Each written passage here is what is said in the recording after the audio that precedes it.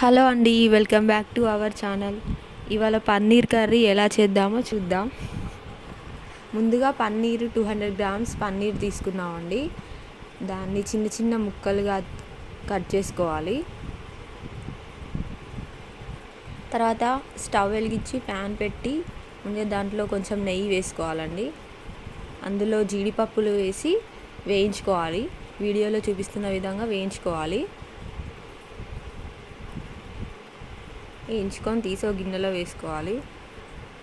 తర్వాత పన్నీర్ ముక్కలను కూడా అందులోనే వేసి దోరగా వేయించుకోవాలి.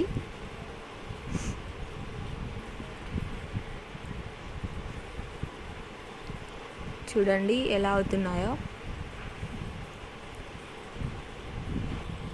ఇలా బ్రౌన్ కలర్లో వచ్చేలాగా వేయించుకోవాలి.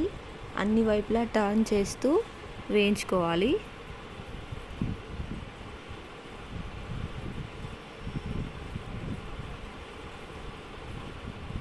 వీటిని ఒక ప్లేట్లోకి తీసుకొని మిగతా ముక్కల్ని కూడా సేమ్ అలాగే వేయించుకోవాలన్నమాట.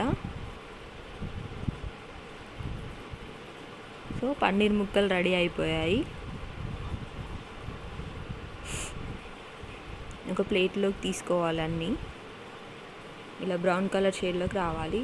తర్వాత ఒక 4-5 టమాటాలు, 4-5 పచ్చిమిర్చి, 4 ఉల్లిగడ్డలు అన్నీ కోసి రెడీగా పెట్టుకుందాం. ఇప్పుడు ఉల్లిగడ్డల్ని ఒక ప్యాన్లోకి తీసుకొని పన్నీర్ ముక్కల్ని వేయించుకున్నట్టే ఉల్లిగడ్డల్ని కూడా వేయించుకోవాలి. ఇవి కూడా లైట్గా బ్రౌన్ కలర్లో వస్తాయండి. వచ్చిన తర్వాత తీసి ప్లేట్లోకి వేసుకోవాలి. నెక్స్ట్ టమాటా ముక్కల్ని కూడా వేసి కొంచెం అవి కూడా మగ్గేలాగా చేసుకోవాలి.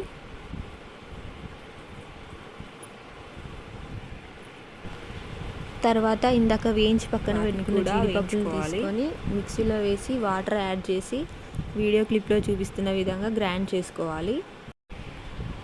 తర్వాత వేయించి పక్కన పెట్టుకున్న ఉల్లిపాయల్ని కూడా గ్రైండ్ చేసుకోవాలి.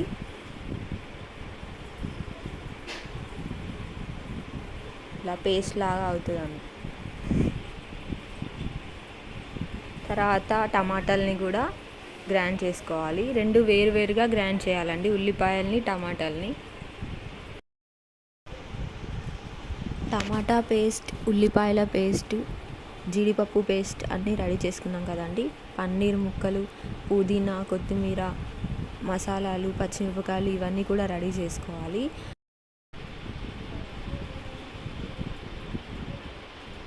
తర్వాత స్టవ్ వెలిగించి ప్యాన్లోకి కొద్దిగా ఆయిల్ తీసుకొని అందులో ఆవాలు, జీలకర్ర, మసాలాలు, పచ్చిమిరపకాయలు, పుదీనా కూడా యాడ్ చేసుకోవాలి.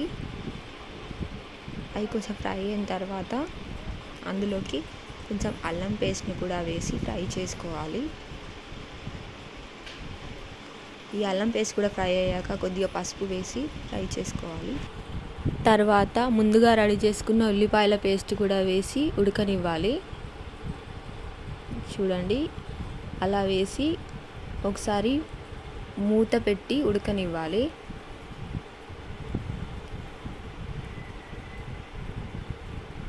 అలా ఉడికిన తర్వాత ముందుగా రెడీ చేసి పెట్టుకున్న టమాటా పేస్ట్ని కూడా వేసి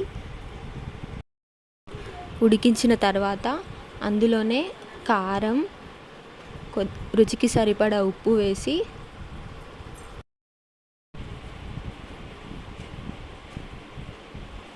బాగా మిక్స్ చేసుకోవాలి.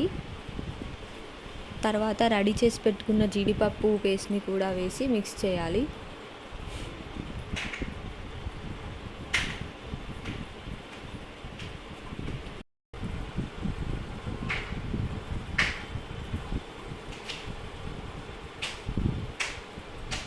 తర్వాత వేయించి పక్కన పెట్టుకున్న పన్నీర్ ముక్కల్ని వేసుకోవాలి. అన్ని ముక్కల్ని అందులో వేసుకున్న తర్వాత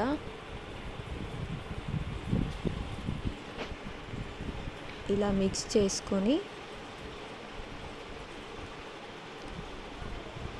మూత పెట్టుకొని ఒక 2 మినిట్స్ ఉడికించుకోవాలి. ఆ తర్వాత మూత తీసి కొంచెం మసాలా, కొత్తిమీర కూడా వేసి 2 మినిట్స్ ఉడికించుకోవాలి.